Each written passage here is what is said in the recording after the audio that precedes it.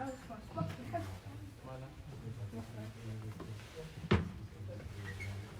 عليكم ورحمة الله.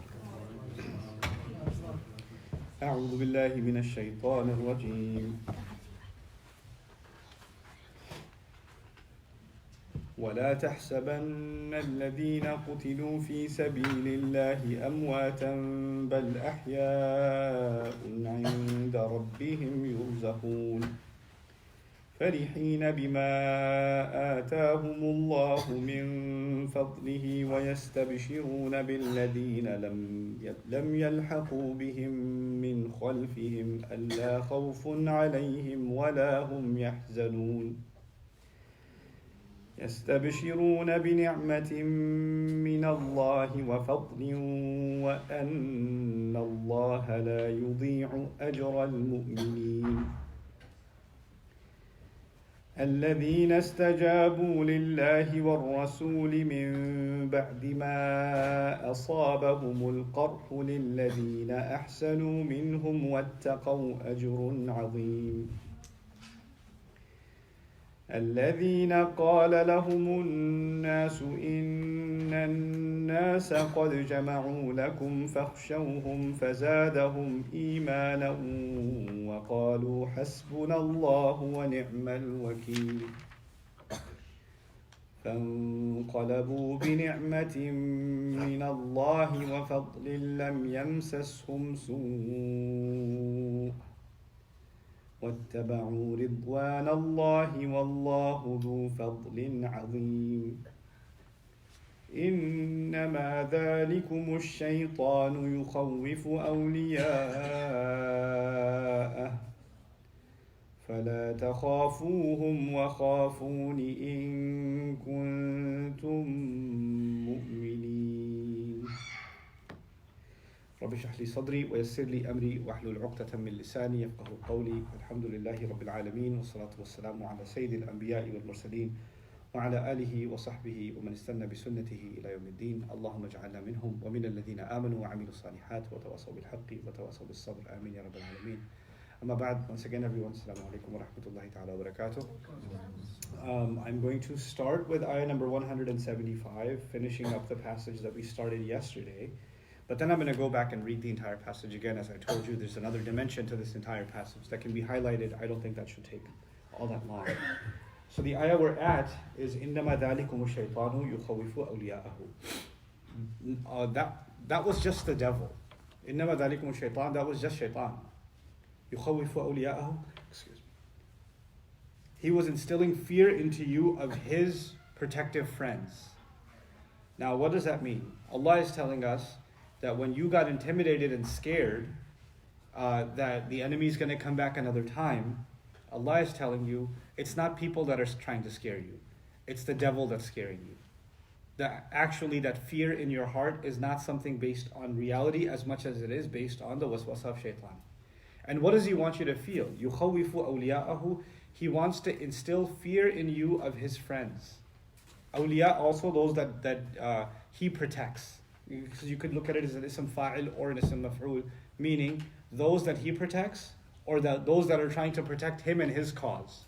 Meaning the Quraysh are being described at this point as the protectors of the devil's cause.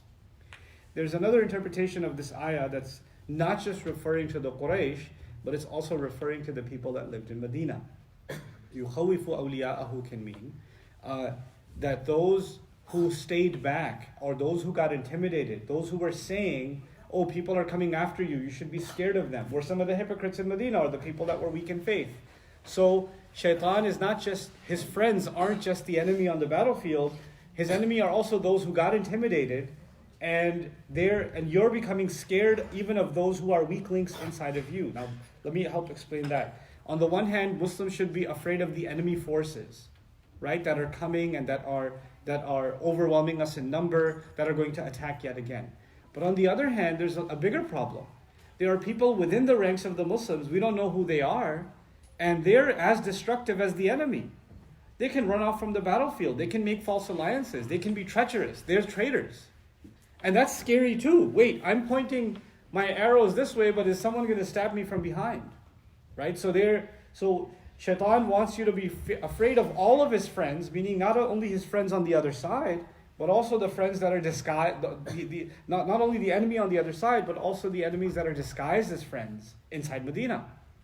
And Allah is describing both of those fears, and they're two very different kinds of fears. So we have to take a little bit of time to understand these two kinds of fears that the shaitan tries to use, for believers. Because Allah made it a point to highlight those two kinds of fears that shaitan tries to use in this ayah as a standalone tactic of the shaitan. Like of the things we learned that the devil tries to do, this is one of them. Now what is this? The first thing to note here is fear can be used as a weapon by shaitan. Fear is one of his weapons. And fear on its own is a natural instinct. It's actually something that helps human beings survive dangerous situations. If you weren't afraid of getting hit by a car, you wouldn't look both ways on the street. So fear is a necessary emotion. It's part of what human beings and other creatures need to survive.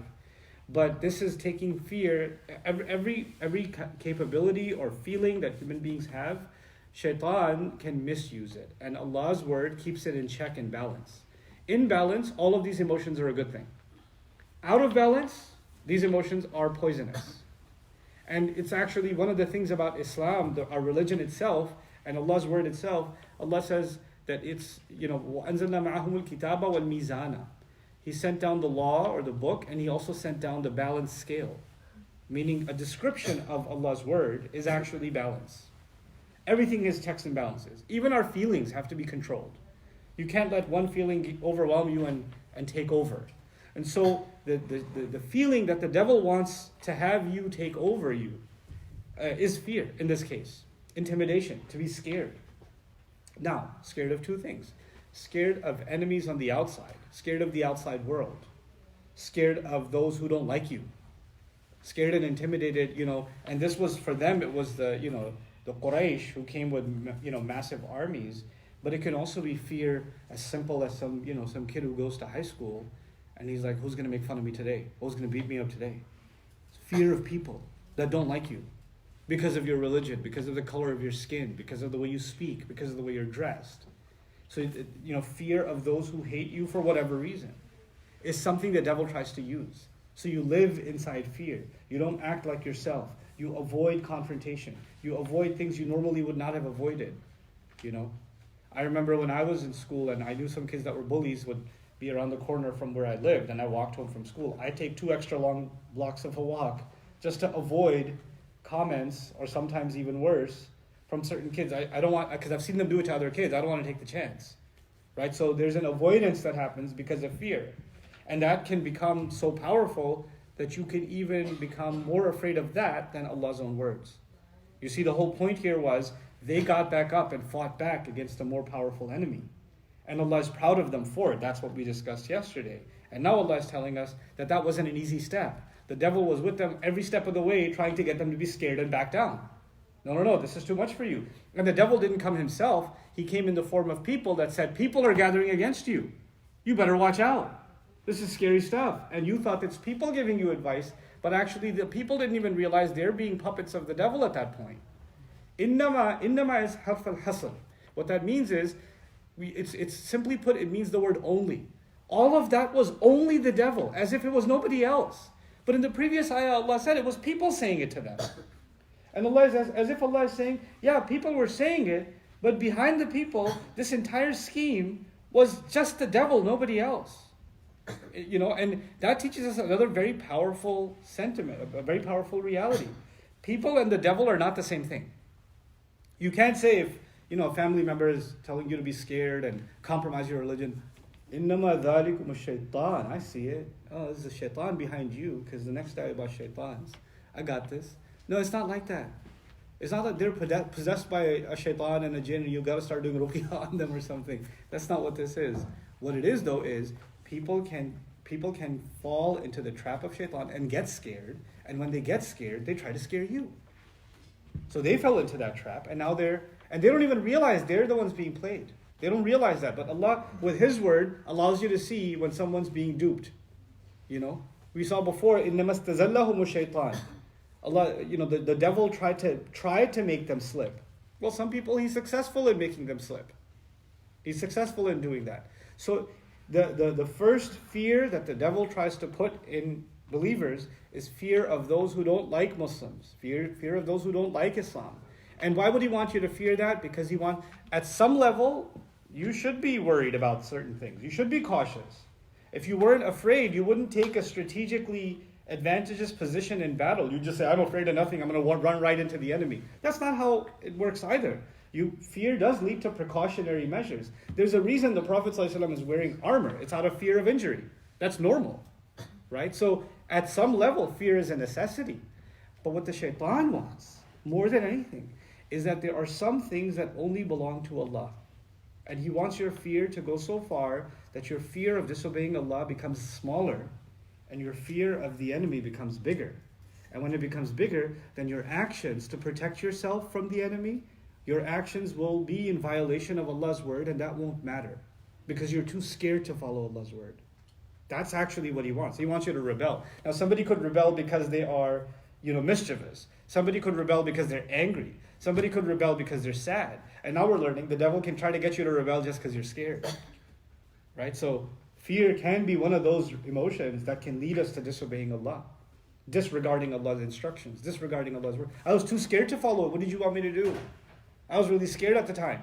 And that's what he wants, an overwhelming set of fear. You see, the more you study, and I keep reminding you of this, and throughout the ayat of Uhud, there are three enemies that we are at war with. There's the enemy on the battlefield, which is the Quraysh.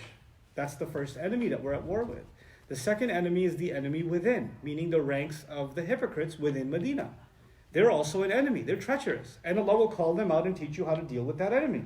But the third enemy, and that's the second battlefield, by the way, is the battlefield for the moral, the moral bloodline of, or the blood flow of Medinan society. Because if enough corruption comes in, the entire society becomes corrupt. That example of that we saw was that, Ya ayyuha alladhina amanu, la ta'kulu riba ad'afa muda'afa. Don't consume riba. It came in the middle because that's one of the evils of hypocrisy inside Medinan society. But the third battlefield is the battle for the heart of the believer. There's also a war going on inside. Who dominates my emotions? Who's regulating my emotions? Whether it's fear or sadness, you notice so many ayat before were about those who were killed. And Allah is telling us, don't you dare start mourning them as if they're dead. So he controlled our emotion of sadness and said, no, they're alive. They're being provided for. So he replaced sadness with happiness. Here, he's he's regulating the emotion of fear and letting us know, actually, the one who wants to manipulate your fear is the devil. إِنَّمَا ذَلِكُمُ الشَّيْطَانُ يُخَوِّفُ أَوْلِيَاءَهُ. There are people that are going to, as a result of their fear, they might even sometimes change their religion in order to survive. Or out of fear, they might, just abandon the word of Allah or sell out their fellow Muslim. They could do that too. And they could commit high crimes, and when you ask, why did you do it? Well, I was scared. That's why I did it. He says, فَلَا تَخَافُوهُمْ. Don't be afraid of them. Because it's just the devil. Now, okay, well, they're still a pretty big enemy. Why shouldn't we be afraid of them? Well, you shouldn't be afraid of them because they're following the devil. And if they're following the devil, they have no support. And the devil himself is powerless. He is powerless. إِنَّكَ مِنَ الصَّاغِرِينَ. Allah told him, you are from those that have been made insignificant. وَمَا كَيْدُ الشَّيْطَانِ كَانَ ضَعِيفًا. كَانَ كَيْدُ الشَّيْطَانِ ضَعِيفًا. The scheme of the devil is weak. It's always been weak. You can never be scared of shaitan. And by the way, on a side note, even though I brought this up before, in Muslim culture, unfortunately, there's been an overwhelming conversation about us having to be afraid of shayateen. I'm so scared the shaitan's taken over this person. I'm really afraid of the shayateen that come to my bedroom at night. Or there's a shaitan in my closet. Or there's a shaitan, and you hear these like jinn stories growing up. And, like if it's you're bored at night, you're like, let's tell a jinn story. No, don't tell jinn stories. They like jinns. And they'll get... Because if you tell them, they'll show up. Or so, and you're like, I'm really scared right now. Stop. Quran will tell us over and over again. The most powerful of the shayateen, the most powerful of the devils, is Iblis himself. Everything else, Allah describes, he has armies. He has minions and followers. So he's the head devil. If there's anyone that's powerful among the devils, arguably it would be him. And Judgment Day comes, and he says, all I did was whisper. I didn't have any control over you. Allah made you a promise. I made you a promise. That's all. Yeah, he'll try to scare you, sure. And Allah says, because it's just him trying to scare you, you don't have to get intimidated because he's powerless. Inna ibadi laysa laka alayhim sultan. My servants, you shall have no control over them. You'll have no power over them. I subscribe very strongly to the view of Dr. Akram Nadwi, the Muhaddith Dr. Akram Nadwi, on the concept that human beings can be possessed by a jinn. I don't believe that at all. I do not believe a human being can be controlled by a jinn. Absolutely not. Why not? Because if a human being could be controlled by a jinn, then on Judgment Day they could say, Ya Allah, somebody else had the remote control. I didn't do it. The shaitan had a hold. And what does Allah describe in Surah Qaf? Allah describes قال قرينه ربنا ما أطغيته ولكن كان في ضلال بعيد. The devil will come. The devil that used to whisper to you your whole life, your qareen will come to Allah and say, Allah, I didn't make him do it. And everybody speaks truth on Judgment Day, by the way. Everybody's just saying it like it is. Nobody gets to lie to God. So he says, our master, I didn't make him do it. He was lost himself. And then you're looking like, but I thought you were, the devil made me do it. That was my alibi. That was supposed to be my excuse. And then Allah responds to both of them and says, لا تختصموا لدي وقد قدمت إليكم بالوعيد. Don't argue in front of me. The warning was already given. I don't want to hear these warnings. The devil did his evil, you did your evil. You're both responsible. So you don't get to get scared of the shayateen. In an ayah like this one, Allah is absolutely, negating from us. It's the fact that something comes from shaitan is the reason not to be scared of it. Not to be scared of it. Oh my God, there's a shaitan, I'm so scared. No, there's a shaitan, that's why you shouldn't be scared. Because all it takes is, A'udhu billahi minash shaitanir rajeem. It's done. That's all it takes. Allah didn't give them that power that we give them. And by the way, the more you get intimidated by them, the more they realize, oh, you're scared, huh? Oh, I like that. Let's play on that a little more. It's kind of like some of you kids can appreciate this. I did this with my sisters, so that was the shaitan in me. When some of my sisters, if I scared them, and they got really scared, that wasn't reason for me to stop. That was reason for me to try the next level. Keep going. Oh my God. Let's see how far we can take this thing. Let's keep going. Let's keep going. And they get more scared, and then more scared, and more scared, and more scared, and more scared. And to the point where they're losing their mind, and then you're in trouble with your dad, and stuff happens, that I won't talk about because it's being recorded. So the point is, when you get intimidated by someone, when you get agitated, and the devil sees that, he goes, wow, that was way too easy. Let me put some more whispers in. And you get more intimidated because you're listening to the shaitan. But then at the same time, if you turn to Allah's word, إِنَّمَا ذَلِكُمُ الشَّيْطَانُ يُخَوِّفُ أَوْلِيَاءَهُ. It was the devil trying to scare you of his friends. That's all it was. I was like, oh, that's it? فَلَا تَخَافُوهُ. So don't be scared of them. What do you mean, so don't be scared of them? You can't say, let me help you understand the logic of what I'm trying to communicate to you here. Oh, that's just a fire, don't be scared of it. Yeah, it's a fire, I should be scared. Oh, that's just a snake, don't worry, it's just a cobra. No, I shouldn't be scared. When something is actually scary, you don't say, that's just a poisonous snake, don't worry about it. You say, worry about it, right? But when Allah says, that's just the devil, so don't be scared, you know what that means, right? That means he's got no poison. He's got no teeth. He's got no power. That's why you shouldn't be scared. If he was something to be scared of, then Allah should have said, that was just the devil, you better watch out, it's really scary, or it's really powerful. He didn't say that. It's as if Allah is saying, oh, that was nothing. That was the weak one, trying to see if he could scam you. إِنَّمَا ذَلِكُمُ الشَّيْطَانُ يُخَوِّفُ أَوْلِيَاءَهُ. The other side of it, which I mentioned, is that not only does he want us to scare, or want us to scare the believers of those who don't like Islam, of the outsiders, of people, he also wants to scare you about his friends from within. There are people within the Muslims. Obviously, the people that were Muslim also came and said, إِنَّ النَّاسَ قَدْ جَمَعُوا لَكُمْ فَخْشَوْهُمْ. People are gathering against you, you should be scared. Who said that? Muslims said that to other Muslims. So, not only should you be afraid of them, you should also get afraid of The people around you that are not on the same wavelength as you, they might create problems for you. You're constantly paranoid who's going to do what harm. And by the way, the mission of the Prophet ﷺ is so delicate and so sensitive because it's the final revelation to humanity. And the Prophet ﷺ's life, literally his life, is constantly in danger. The Medina is in a state of war. It's in a state of war. And in war, it's not just a battlefield. There's spies, there's assassins, there's attempts to poison, there's all kinds of stuff happening. And if there are hypocrites within the rank of the Muslims, then anybody could do anything at any time. And the Prophet ﷺ is not in some secure governor's mansion with armed security guards around him. He's in Masjid Nabawi, in literally a cot. And he just comes out and leads the prayer and meets with anybody who wants to meet with him. He's completely accessible, which means he's totally vulnerable. And so are the Muslims. And as a result of that, you might say, anything could happen at any point. Who's on which side? And you start getting paranoid about everybody around you. That's another one of Shaitan's tricks, to make you paranoid about everybody around you. Who's going to attack next? What are they going to do? Can I trust this person? Can I not trust this person? And you just live in that paranoia, One time I finished my khutbah and somebody came to me and said, brother, there are some people, some Muslims here, they're from the FBI. I was like, okay, say salam to them. So what? So what? If somebody works for some government authority or this, you have something to hide? Did you do something wrong? What should I have done when you said they're from the FBI? I should have been like, okay, next week we'll do khutbah on Saturday. We'll get them good. What do you want me to say?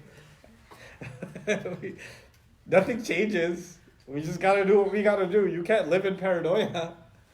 Because then you know what that does? It creates conspiracy theory. It creates animosity. And then you start assuming even when you shouldn't be assuming. If you see suspicious behavior, fine, it's suspicious behavior. You can be cautious. But when you develop paranoia, you're on the edge about everybody and everything. And all you're worried about is who's going to come from where. And what that happens, when somebody's constantly in defense mode, constantly looking for where the attack is going to come from, then they forget about their actual purpose. They can't take steps forward because they're too scared of the place they're standing. This is a way for the devil to make you forget what you're actually supposed to be doing. It's a distraction. Stop being scared of people. Stop worrying about the problems people create. Because behind them, all it is shaitan. إِنَّمَا ذَلِكُمُ الشَّيْطَانُ يُخَوِّفُ أَوْلِيَاءَهُ. And so Allah says, what should you do? How do you tackle this problem? فَلَا تَخَافُوهُمْ. He didn't say go find all of them and eliminate them or expose them. He said stop being scared of them. Then therefore don't be scared of them. وَخَافُونِ. Be afraid of me. If you continue to be afraid of me, what does it mean in the context of this passage to be afraid of Allah? Be afraid that you're not considering what happens when you disobey me, when you upset me. You're way too afraid of the consequences of upsetting them. Like you're scared that you'll upset them. You're not scared that you'll upset me. You need to just be scared of me. I told you, our entire religion is balanced. Our relationship with Allah itself is balanced. There's a side of it that's love. He's the source of our hope. He's the means to our forgiveness. He's the only one who can forgive our sins. He's the only one who can give us a second chance, and a third chance, and a fourth chance, and a fifth chance for that matter. He's the only one who can give us counsel and guidance. He's the only one we can turn to for wisdom the way He gives. He's the only one who can provide us rizq. There are things that are very positive about our relationship with Allah, but there are negatives too, and they're necessary. He's the only one we should fear the way we fear Him. Sometimes people want to keep a happy, flowery, fuzzy relationship with God and say, Allah loves me, I love Allah so much. I disobey Him, but I still love Him. He understands. No, you don't get to do that. Yeah, He loves you, sure. He forgives, absolutely. But He says, you better be scared of me too. It's a balanced relationship. And, these things, when they're out of balance, chaos happens. Like a parent. It's hard to think of a relationship between two human beings that's stronger in love and a bond than a mother and a child, right? And a mother and a child, there are many positive aspects of that relationship. There's love, there's care, there's protection. You know, when a child is feeling pain, the mother can feel the pain more than the child can. There's a desire to care for the child, to wipe their tears, to cry with them, to save them from all troubles, to provide for them, to see a smile on their face. All of those things are there. A mother at some point stops thinking about her own future. All she's thinking about is her child's future. That happens. But a mom can be pretty scary too. I know, right? A mom when mama get angry, when you're in trouble with mom, then it's a pretty good reminder of Judgment Day. She could just give you a look on your face and your entire life will flash before your eyes and you'll start confessing like, on Judgment Day people will say to their hands and their limbs, why are you testifying against us? It kind of happens like that with mothers sometimes. When they look at you, you start testifying against yourself and you're like, how did I admit to all of this? But it's a necessary part of the relationship, because if mom was always loving you and hugging you and kissing you and taking care of you, then when you're failing your exam or you cheated on a test or you skipped out on school and she gave you a hug anyway, then you drop out and be a failure in life. She needs to get mad at you sometimes so you get your act straight. There needs to be a balance between the love and the fear. It has to be. Otherwise, we're just going to get spoiled rotten. We're not going to regard any instruction. Mom loves me too much. Yeah, I don't listen to her. She told me not to go out, but what's she going to do? She loves me too much. So just go. Because you're going to take advantage of it. Well, if that's the case with a human relationship, it's absolutely the case with Allah Azza wa Jalla. So there are plenty of ayat already where Allah has illustrated His love. He absolutely has. But now it's time to understand, hey, there are some things that I also owe, not just love. You'll love no one more than you love me. You'll be loyal to no one like you're loyal to me. But you better not fear anyone more than you fear me. That's not to say Allah is scary. But disappointing Him or disobeying Him deliberately should scare me. That should scare me. His anger should scare me. And His anger should scare me for a couple of reasons. In the Quran, Allah never says that Allah hates to the believer. He doesn't say He hates. He says He doesn't love. The difference. Imagine saying to someone, I don't hate you, I just don't love you. Actually, sometimes you say, man, I wish you just said you hate me. That'd be easier. Because saying I don't love you is, that one hurts. Allah will not express that He hates us. He'll say, Wallahu la yuhibbul zalimeen. Wallahu la yuhibbul fasiqeen. Wallahu la yuhibbul fasad. Allah doesn't love. Allah doesn't love. Allah doesn't love. The thing we should fear is that we become from those that Allah does not love. That's scary. Probably the scariest thing, that the people you love so much in your life turn to you and say, I don't love you. I don't love you. What did you do? What did you do? Because even if they hate you momentarily, that's something bad, but you can get out of that. But if somebody tells you they don't love you anymore, you must have done something real bad. It must be some serious stuff, because that's like closing a door, So one of the things we should be afraid of when we walk out on Allah's words, we don't want to become from those people that get into the habit of that, and we get to hear the words from Allah, Allah does not love. That's a scary thing. So فَلَا تَخَافُوهُمْ, don't be afraid of them. وَخَافُونِي, be afraid of me. Be afraid of me. Because scaring them will do nothing. Or being afraid of them will do nothing. They can't harm you. In kuntum mu'mineen, if in fact you truly have faith. So Allah has made it clear in this ayah that overcoming intimidation from people, overcoming paranoia, and not letting any of those fears overtake you is part of your faith. And the only combat against those fears is the fear of Allah. Like, if I'm truly afraid of Allah, it makes me brave about other things. It stops scaring me. It's an inside battle that you and I have to fight. فَلَا تَخَافُوهُمْ وَخَافُونِي إِن كُنتُم مُؤْمِنِينَ. Let me tell you some, not battlefield examples of this battle, but everyday examples of this battle. Human beings become afraid not just of someone who's more powerful than them. Human beings also become afraid of those that they depend on. So the problem isn't just that Quraysh is our enemy, but if the Quraysh is our enemy, they are the economic superpower in the region. And if they hate us, they will spread hate about us to all the neighboring tribes. And if all the neighboring tribes hate us, they're going to stop doing business with us. And if they stop doing business with us, we're going to start going bankrupt and start starving. You see how there's a chain reaction? And the Quraysh has certain family that's family with us. What's going to happen to those relationships? How are things are going to start getting complicated? What I'm trying to get at is, it's not just as simple as being afraid of people carrying a sword on the other end. There's layers and dimensions to fear. And what I'm saying is, sometimes there's fear of people in your life. They're not there to hit you or hurt you, but they have a lot of influence over you. They have a lot of, over time, for whatever reason, you've handed them a lot of power in your life. You just handed it over. You give up parts of yourself and they have control. And when you're going to stand up for the right thing, then you're terrified of their reaction, because you've become used to their approval. You become very safe by not making them angry. Like, not making them upset is part of the way you live to survive. But now if you're going to stand up for Allah's word, they are going to get upset. And that's terrifying. And Allah is telling you now, you better not be afraid of them. You better be afraid of me. Because behind all that intimidation is nothing but shaitan. Don't do that to yourself. If in fact you really have faith. Have faith, stand up, let them get angry, and you'll find that after their anger, it's just powerlessness. You have to challenge it. It's almost as if it's a fake fire. And Allah is asking you to put your hand in it, like Ibrahim alayhi salam, jump in it. Once you jump in it, it's actually not fire at all. Everybody else is still scared, but it's bardan wa salaman for you. It's cold and peaceful for you.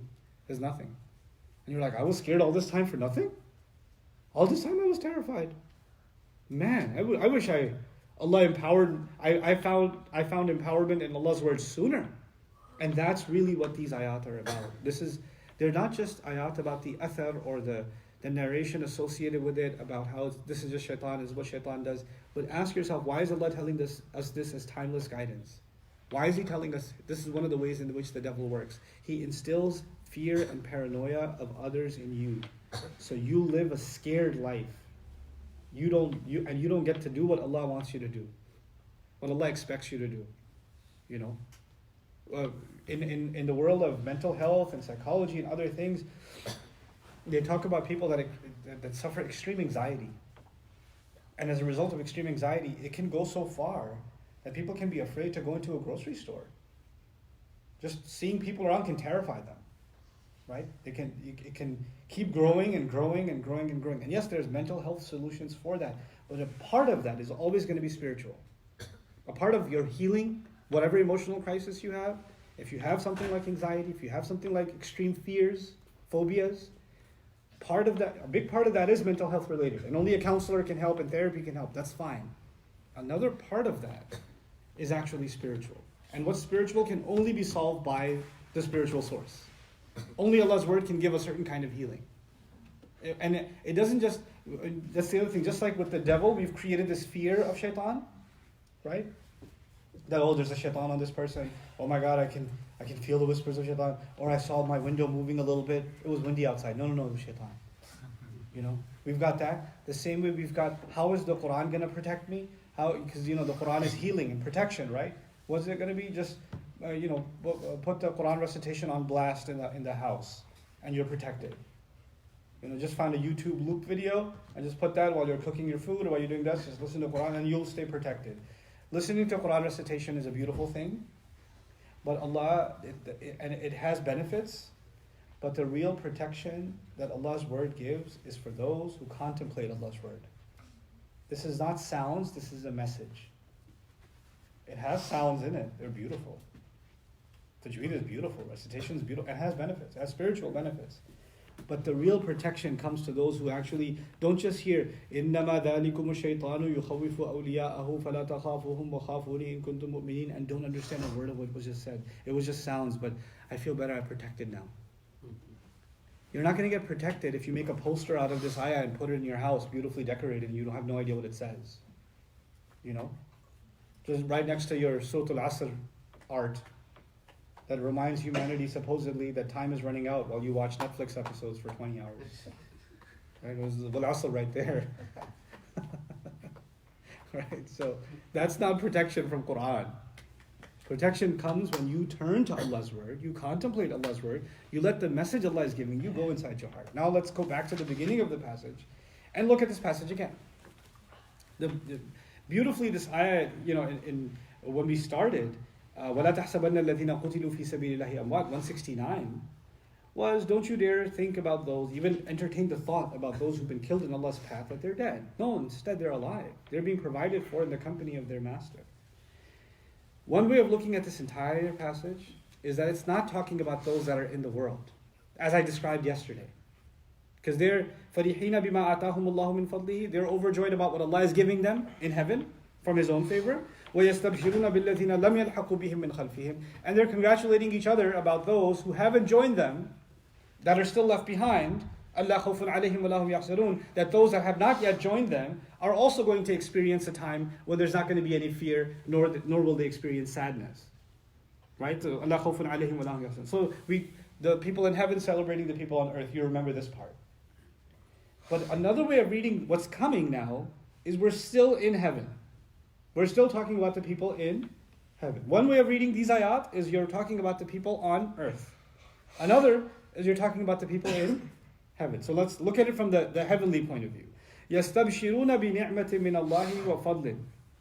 They are congratulating each other for the favor, the luxury, the blessing that has come only from Allah, and the additional favors that keep on coming from Allah. Meaning they're in heaven, they're getting the ni'mah from Allah that were promised, and on top of that, they're getting additional stuff they never even imagined. They're getting that in Jannah. And then he says, وَأَنَّ اللَّهَ لَا يُضِيعُ أَجْرَ الْمُؤْمِنِينَ. And they realize every time they get something in heaven, that nothing they did in this life, no matter how worthless they thought it was, no matter how worthless other people thought it was, no matter how it did produce no results apparently, none of it was ever put to waste.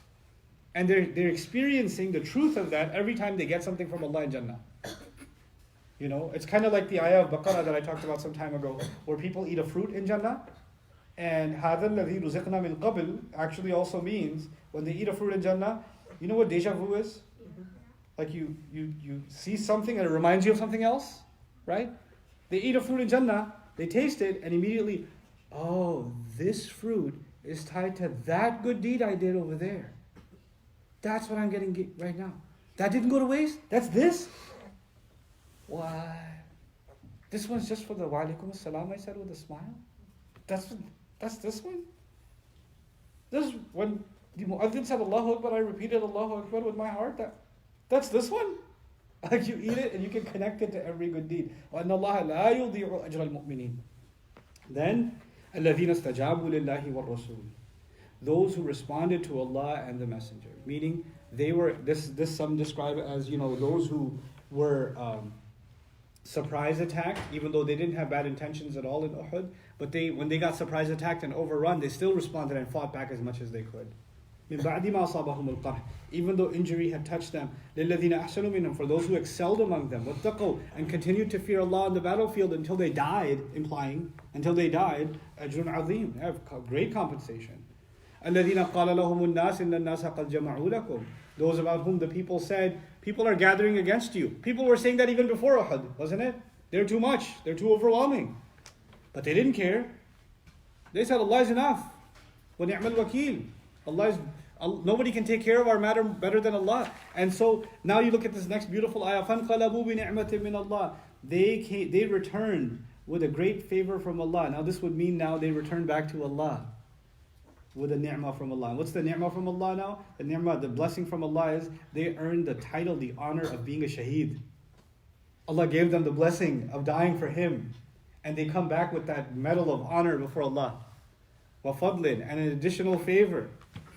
So they come back with the favor of Allah, meaning they got to serve Him. And additionally, Allah is about to give them early access to heaven.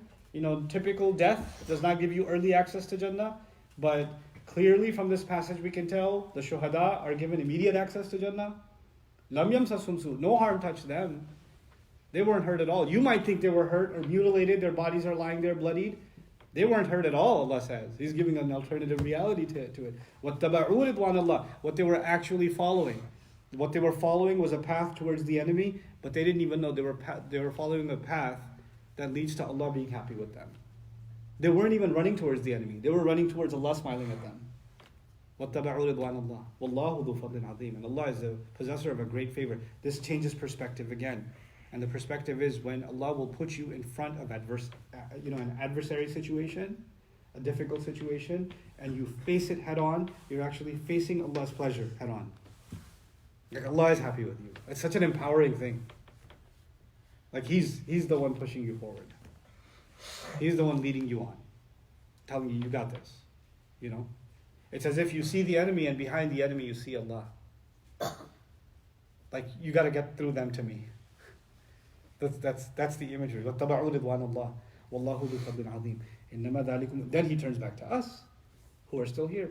That's all the devil. He's trying to scare you of his friends, of his minions. And then the last interpretation of يُخَوِّفُ أَوْلِيَاءَهُ I left for the end. It's a rare opinion, not commonly followed, but grammatically possible. And that's just the devil. And he's only really able to scare his own friends. Not just he was scaring you of his friends, but the only people who he's actually able to scare are his own friends. In other words, you can feel afraid, but you can push it away. But if you feel afraid and you let that fear settle, and you let it settle, then you have allowed the devil to have a source of influence on one emotion. What emotion? Fear, right? But if you give him one, it's a domino effect, then he'll take over another emotion. Then he'll take over your sadness. Then he'll take over what makes you happy. Then he'll take over what makes you feel safe. Then he'll take over what gives you comfort. And everything that's supposed to be normal that Allah says should make you feel safe, should make you happy, should give you comfort, He will replace it with what He wants you to feel. He'll make everything out of whack. And now you're His friend because He's telling you how to live your life. You understand? So He says that was just the devil, and he's able to put fear into his own friends. In other words, it starts with fear. It's like a gateway emotion, gateway drug, and it leads to bigger and bigger problems. And eventually, وَيَأْمُرُكُمْ بِالْفَحْشَاءِ, He'll tell you to be shameless. He'll have control over you because you handed Him that control. You see, people don't control you, right? In this life, people don't control you. People can't tell you what to do. But sometimes you give them a little bit. You don't even realize you're handing control over. And then they have some more control. And then they have some more control. And a point comes where you're not even in control of your life. And they have they could be lying in a hospital bed and they still have control over you. They just look at you and you just do what they tell you to do, whether you like to or not, because they have that much control over you. If that works for human beings, that's how the devil works too. You can hand over control. You can hand it over. It's not because he has it, it's because you gave it. It's because you gave it. And one of the ways he can get that kind of control from you is first allowing the fear he puts in you to settle in. So he says, don't be afraid of them. Be afraid of them. And by the way, if that's true, then the opposite is also true. What's the opposite? The opposite is if you allow Allah's fear to be the most powerful force within fear, nothing is scarier to you than disobeying Allah. Right? When that happens, then all the other emotions also start getting surrendered to Allah. Then you start loving what Allah loves. Then you start hating what Allah hates. Then you start finding hope in Allah's words. And all the other emotions start getting regulated too. So maybe fear is a pretty big deal. Calibrating fear and balancing it out the way Allah wants us to would be pretty important because it might have effects on all the other aspects of our iman. And that again, it gives you a clue to the conclusion of this ayah. وَخَافُونِ إِن كُنْتُم مُؤْمِنِينَ. Be afraid of me if in fact you are people of real faith. Because real faith isn't just fear of Allah. Real faith is also love of Allah. Real faith is also trust in Allah. Real faith is also reliance in Allah. Hope in Allah. Real faith is also turning to Allah in humility. Worshipping Allah. Being loyal to Allah. Obeying Allah. Longing to meet Allah. Talking to Allah. There's lots of parts of our faith. But here he says, fear me if you have faith. Fear me if all the other parts of your faith need to be complete. So don't ignore fear. Because for a lot of people in life, fear is like this negative thing. Oh, you just want me to be afraid of Allah. Yeah, no. One emotion out of whack, not a good thing. One emotion out of control. If the only part of your relationship with Allah is fear, then you don't understand your relationship with Allah. Then you don't get it. The foundation of our relationship with Allah is actually gratitude and love. That's the foundation. But that gratitude and love also has to be balanced with fear. It has to be balanced. So he says, don't allow that balance to be lost. فَلَا تَخَافُوهُمْ وَخَافُونِي إِن كُنتُم مُؤْمِنِينَ.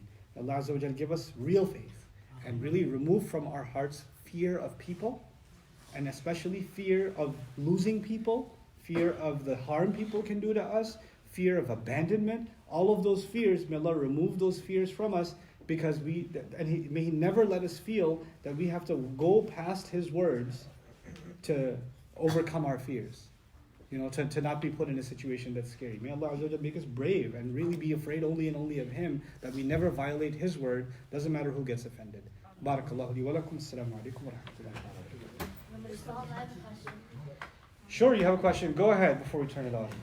So this is like... You raised your hand too, I saw it. This is way at the beginning, like when you say... Come closer so they can hear you too. You said that you have to balance out your emotions. When you say that, like, do you mean, like, for example, if one of your family members dies, then you shouldn't only be sad, like, you shouldn't live the rest of your life in sadness, or like, if someone took something from you, then you shouldn't live the rest of your life in anger. Okay, like if a family member dies and you were sad for a really long time, you have a right to be. Like, don't remain sad for the rest of your life. But like, sometimes you can't control those feelings, but what Allah will do is He'll help you deal with your sadness. Like, like the Prophet ﷺ lost his wife Khadija, right? And he used to be sad about that for many, many, many years. You could argue until he died. It's okay to be sad. But he didn't let that sadness become so powerful that he couldn't do anything else. You know how somebody becomes so sad they don't want to get out of bed? They become so sad they can't do anything. They don't want to eat. They don't want to. He didn't become dysfunctional because of that sadness. You get it? So the fear can stay, the sadness can stay, but it won't become so overpowering that you can't function in it.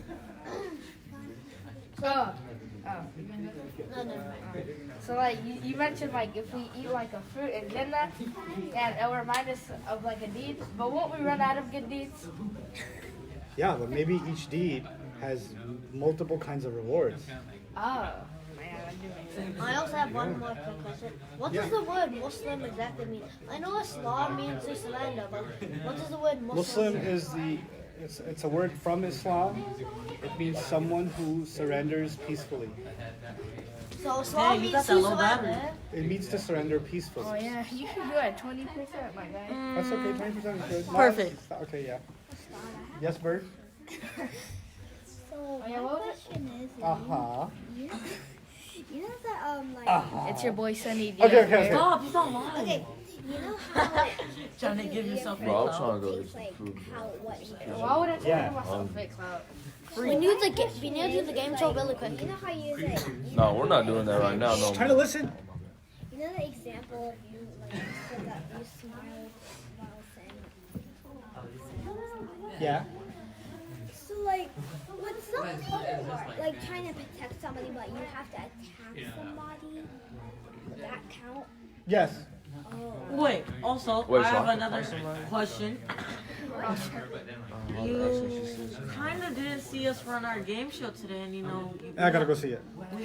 nobody's here, man. No, nobody. Okay, I'll be here tomorrow. Is it? You gonna do it tomorrow? Yes. Can you promise? What time? You make the time. You make the I time. make the time? Yeah, you make the time. I mean, we were thinking It 6 was You make the time. Okay, It 6 was o'clock. usually 6 o'clock, I'll see you guys. 6 No, o'clock? 5:30, because 5:30 is you not always 5:30. come fashionably late. Okay, 5:30 for me, 6 for you. Got it. Yeah. Okay. Yeah. Farhan, did you say something? You want to say something? Oh, no, I'm not going to be here tomorrow. You shall be missed, sir. You will be missed. Okay, turn it up. Goodbye, guys. I thought Assalamu alaikum, guys. Assalamu Hey, alaikum. can I shout you out real quick on your own Facebook? Yeah, shout me on Shout my out Facebook. Do the it. stars. Hey, shout out, guys. Like and subscribe, and you'll get a cookie in the mail. I promise.